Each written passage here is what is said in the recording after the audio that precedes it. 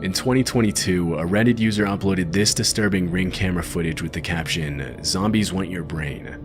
The video shows a young man in a bandana covered in what appears to be dirt or blood repeatedly slamming himself into the front door of a house.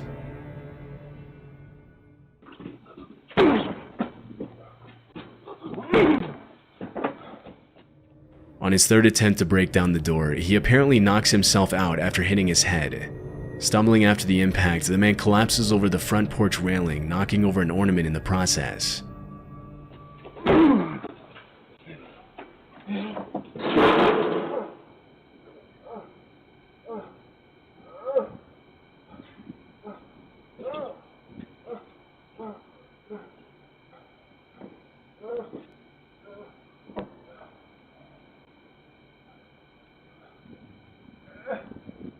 He groans in pain as he flails his arms and raises his legs, seemingly trying to get back on his feet, but the video ends before we can see what happened next.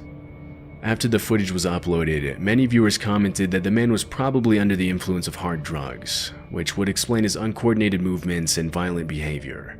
Other users suggest that he might have had a seizure after hitting his head on the door, but because the video was uploaded with no context or explanation, it's impossible to confirm what actually happened. After that night, the homeowner never saw the man again. That surfaced is that the girl in the video might have been the same girl from a missing person case in South Dakota. In February 2019, a 9-year-old girl named Serenity Denard ran away from a youth home in Black Hills and was allegedly seen in Justin, Texas a few days before the video was recorded. The fact that the little girl knocked on the door of an unoccupied house shows that she clearly didn't live in the area. Otherwise, she would have known nobody was there, which makes this theory a possibility. Although there's definitely a resemblance between the girl in the video and Serenity, police didn't confirm whether the video and the missing person case were related. Unfortunately, not a lot of official information on this footage has been made public, and we'll likely never know what ended up happening to the little girl. In this disturbing Ring camera footage from 2021, a woman in a hoodie can be seen approaching the front door of a house in the middle of the night. Behind her, a man wearing a face mask and a lanyard stands on the steps as she rings the doorbell.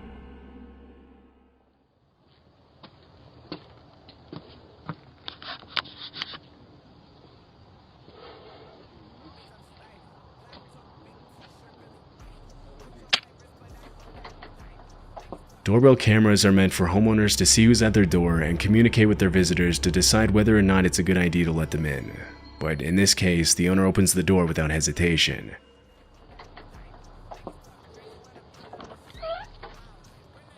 Hello, do y'all have a phone I can use? My car broke down and y'all's the only one that got a light on. We don't. You don't? Sorry.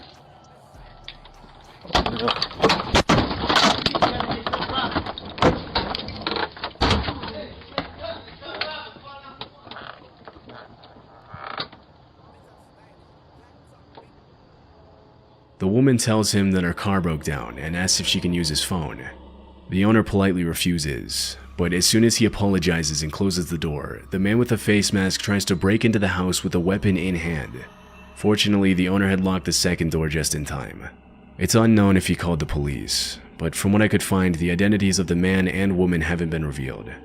What makes this footage even more chilling is the fact that there's a playground in the yard, which means the two had specifically targeted a house where they knew there would most likely be kids inside. Had the homeowner not reacted quickly, he and his family would have probably been the victims of an armed robbery or possibly much worse.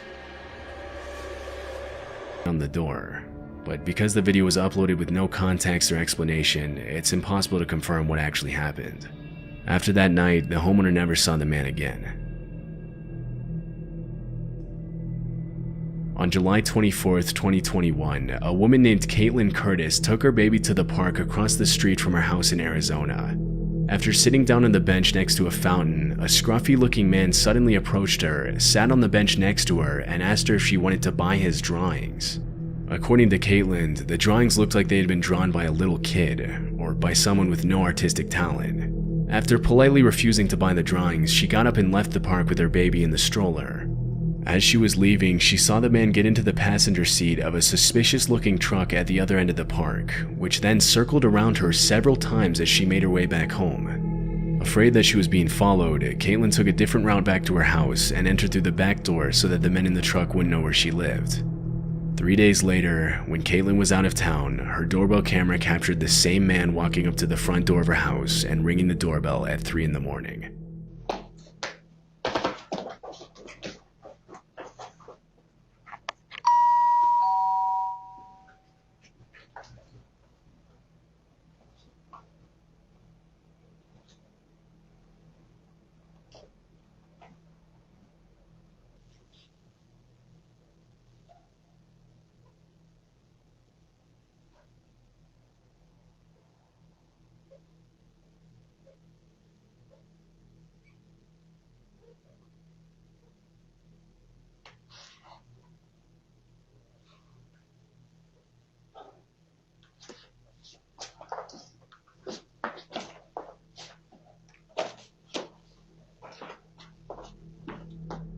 According to Caitlin, her husband was asleep while the whole thing was happening, and he didn't learn about the man's visit until the next day.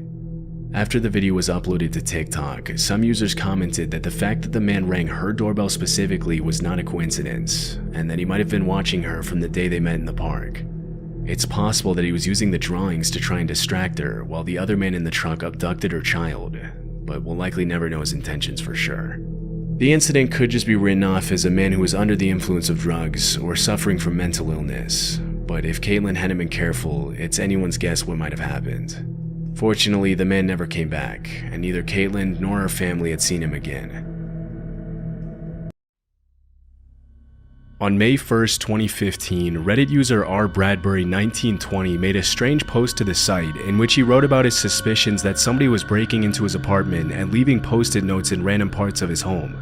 The entry read, "On the 15th of April, I found a yellow post-it note in a handwriting that wasn't mine on my desk reminding me of some errands I had to do, but told literally nobody about. While odd, I chalked it up to something I did in my sleep, thinking maybe in my half-awake state I scrawled it so it didn't appear to be my handwriting. I threw it out and thought little of it. On the 19th, I found another post-it note on the back of my desk chair in the same handwriting as the previous note, telling me to make sure I saved my documents. I was freaked out, but there were no other signs of a break-in, so I set up a webcam in my house and aimed it at my desk and used a security camera app for it to record after detecting movement. On the 28th, I woke up to find another post-it note, this one saying, 'Our landlord isn't letting me talk to you, but it's important we do.' I immediately checked the webcam's folder on my computer and found nothing from the night before, but my computer's recycling bin had been emptied, which I am certain I did not do recently, indicating someone had noticed the webcam and deleted the files. They were just saved straight to my folder on my desktop called webcam. Today, on the 1st of May, I found another post-it note, this time on the outside of my door with nothing written on it, and there also appeared to be post-its on many other doors in my apartment complex, all blank in varying colors. Do I have any legal recourse here? I have no proof except for the post-its, but those are written by my pen and on my post-it notes, so conceivably I could have faked them. Would contacting the police get me in any trouble if they can't determine an outside source for this? I just want to make sure I'm not wasting anyone's time. Should I consult my landlord, those also living in the complex? The entry is already extremely odd and a bit concerning, but in a later edit the uploader mentioned something that took his story to a whole new level of creepy.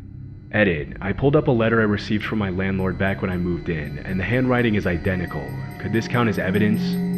After reading the post, most people would probably find it odd that the user's landlord could have any information about him that he didn't explicitly mention in their conversations. Based on the information in the post alone, it would be almost impossible for an ordinary person to figure out what was causing the mysterious post-it notes to appear in the uploader's apartment. The unusual nature of the entry made more than a few users think that the uploader was making the story up. So, the handwriting is identical, and the landlord wrote that the landlord doesn't want the landlord to talk to you? You're probably sleepwalking. Also, I think you're making this up because you're not providing enough detail. Are they showing up after you wake up? So they were there at night? Did you find the post-its coming home? Did you find the one behind your desk by chance, or noticeably the same day? Others jumped into the thread to give the uploader advice. Get one of the door locks that can only be unlocked from the inside. If it's the landlord and he is using his key, then he won't be able to get in, at least through the front door. But it wasn't until several hours later that another user named Kakerlak responded to the entry with a comment that took the thread in a very different direction. You seem sincere, and this doesn't appear to be the plot of a Ray Bradbury story. It's possible that your landlord is leaving notes inside your apartment, but they don't make any sense in the context you're describing them. It's likely that you're writing the notes yourself, but you are forgetting. Do you use post-it notes as reminders in any other parts of your life or job? Yes, this might be a mental health issue. You might be experiencing some sort of dissociative disorder. Or it might be a physical problem. You mentioned that you have a very unusual narrow bedroom with no windows. Is there a chance that you are not getting enough ventilation when you sleep, or that there is a carbon monoxide leak in the building? A cheap CO detector, which you should have anyway, is a fast way to find out. You also have really bad headaches. You know your own medical and mental history and your other experiences. If you think these incidents might be you, writing notes to yourself, there's no shame in getting someone qualified to give you an opinion. As you probably know, carbon monoxide is an odorless gas that is incredibly dangerous for humans. At low concentrations, it can cause headaches, dizziness, and confusion, but at high levels, it can easily kill you. For Kakerlak to know that the user had an unusually narrow bedroom with no windows, he would have had to go through some of R. Bradbury's older posts, which is ultimately what gave him enough information to come up with a solid hypothesis and potentially save the uploader's life. 3 years after the incident, WBUR Boston Public Radio turned the thread into a podcast episode as a part of their Endless Thread cooperative project with Reddit. In the episode, they interviewed Kakerlak, whose real name is Ken Roach, an engineer who had been through a similar experience with carbon monoxide. When asked about how he came up with his hypothesis, he replied, "There was a past post where R. Bradbury 1920 was asking in an interior design subreddit about how to fit a desk and bed into a really narrow apartment that they were moving into that didn't have any windows. That got me thinking, gosh, an apartment in Boston with no windows, of course they're hallucinating. Their landlord is not coming in and writing notes, but why are they hallucinating?" R. Bradbury replied to Kakerlak's comment just a few minutes later saying, "I have had really bad headaches, and I actually already do have a CO detector. Guess I should probably take that out of its box and plug it in." The fact that the uploader incorrectly set up the webcam and assumed the files had been deleted was probably related to the confusion caused by carbon monoxide poisoning, a theory that many of the comments in the thread seem to echo. Following the original uploader's reply, several users jumped into the thread to praise Kakerlak and highlight how badly things could have turned out if he hadn't been active on the thread at that exact moment. Kakerlak just saved your life, R. Bradbury 1920, literally. Seriously, send that guy money. The probability of joining these two people, one with the problem and the other with the ability to pick out the details and propose a hypothesis, is absolutely insane. R. Bradbury 1920 could have choked on himself for years before reaching this conclusion. Talk about crowdsourcing information. In a comment that he made on another post a couple of years later, R. Bradbury provided a few more details that clarified his situation a little more. "In my case, it had to do with my bedroom not having windows. It was not technically a bedroom, but cheap apartments and rules don't get along, and my unit being directly over the parking garage. There were numerous other issues with the building that further facilitated the severity of my situation, including, as you mentioned, issues with the furnace and ventilation." Since the incident in 2015, R. Bradbury has been active on several threads, replying to people who were in similar situations to him and helping them understand the symptoms of carbon monoxide poisoning. After Kakerlak's life-saving reply in the original post, there was one small detail that was left unresolved. Why did the landlord's handwriting match the writing on the post-it notes? Although R. Bradbury never commented on the matter himself, other Redditors in the thread came up with their own theories. Bit late to the thread, but how does that explain the fact that the notes had the landlord's handwriting? Guess I hadn't caught that. Either everything is a lie, his handwriting looks odd when he's tripping on carbon monoxide, or he was just being paranoid. That doesn't explain how the landlord's handwriting looks identical to the post-it notes. Bad handwriting while blacked out mixed with paranoia? I don't know, man, I'm not the OP. Considering the uploader initially thought the post-its were being left there by the landlord, it's highly likely that he imitated the handwriting from the letter in his confused and potentially paranoid state.